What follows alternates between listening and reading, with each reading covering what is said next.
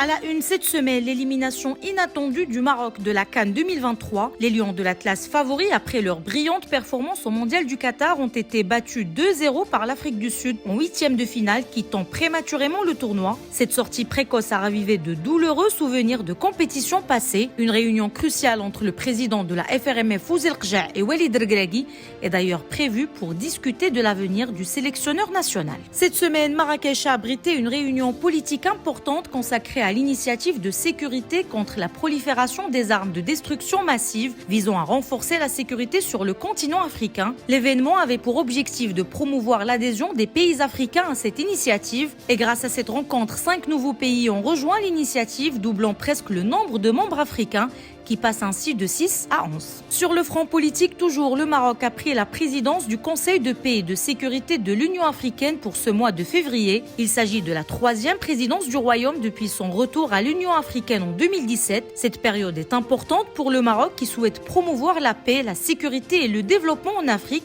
aligné sur la vision royale. Et puis, l'affaire Hamza Monbébé a connu un nouveau développement avec l'arrestation et la détention de la chanteuse Dounia Batma après le rejet de son recours en décembre dernier par la Cour de cassation.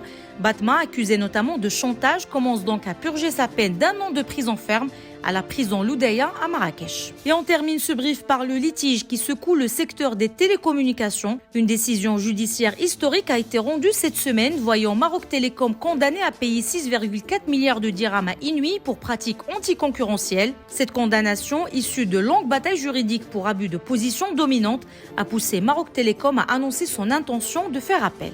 Plus d'informations sur lebrief.ma.